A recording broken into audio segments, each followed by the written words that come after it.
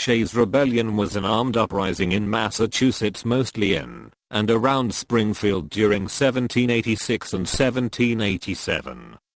Revolutionary War veteran Daniel Shays led 4,000 rebels called Shaysites in an uprising against perceived economic and civil rights injustices. In 1787, the rebels marched on the United States Armory at Springfield in an unsuccessful attempt to seize its weaponry and overthrow the government. The rebellion took place in a political climate where reform of the country's governing document, the Articles of Confederation, was widely seen as necessary.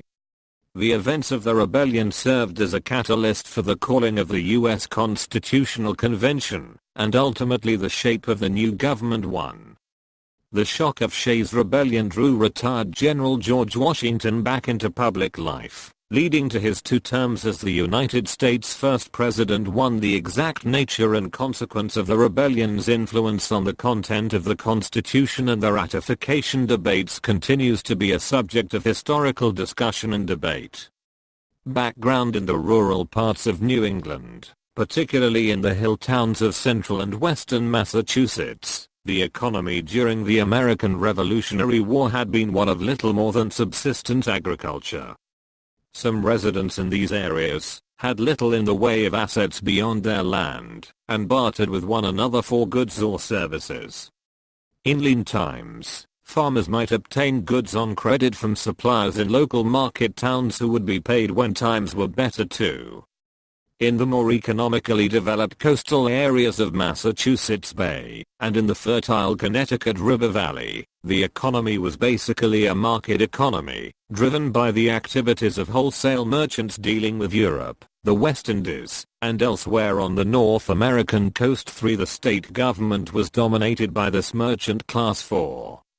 Populist Governor John Hancock refused to crack down on tax delinquencies, and accepted devalued paper currency for debts. Populist Governor John Hancock refused to crack down on tax delinquencies, and accepted devalued paper currency for debts. When the Revolutionary War ended in 1783, the European business partners of Massachusetts merchants refused to extend lines of credit to them, and insisted that they pay for goods with hard currency. Despite the continent-wide shortage of such currency, merchants began to demand the same from their local business partners, including those merchants operating in the market towns in the state's interior. Many of these merchants passed on this demand to their customers, although the popular governor, John Hancock, did not impose hard currency demands on poorer borrowers, and refused to actively prosecute the collection of delinquent taxes. The rural farming population was generally unable to meet the demands being made of them by merchants or the civil authorities, and individuals began to lose their land and other possessions when they were unable to fulfill their debt and tax obligations. This led to strong resentments against tax collectors in the courts, where creditors obtained and enforced judgments against debtors, and where tax collectors obtained judgments authorizing property seizure. At a meeting, convened by aggrieved commoners, a farmer identified as Plow Jogger, encapsulated the situation. 10. I have been greatly abused, have been obliged to do more than my part in the war, been loaded with class rates, town rates, province rates, continental rates and all rates, been pulled and hauled by sheriffs, constables and collectors, and had my cattle sold for less than they were worth. The great men are going to get all we have, and I think it is time for us to rise, and put a stop to it, and have no more courts, nor sheriffs, nor collectors nor lawyers. Governor James Bowdoin instituted a heavy tax burden, and stepped up collection of back taxes. Governor James Bowdoin instituted a heavy tax burden, and stepped up collection of back taxes.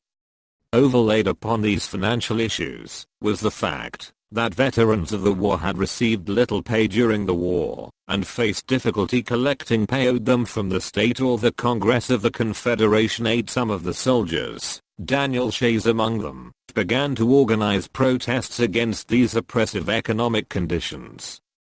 Shays was a farmhand from Massachusetts. When the Revolution broke out, he joined the Continental Army, saw action at the battles of Lexington and Concord, Bunker Hill and Saratoga, and was eventually wounded in action. In 1780, he resigned from the army unpaid, and went home to find himself in court for non-payment of debts. He soon realized that he was not alone in his inability to pay his debts, and began organizing for debt relief.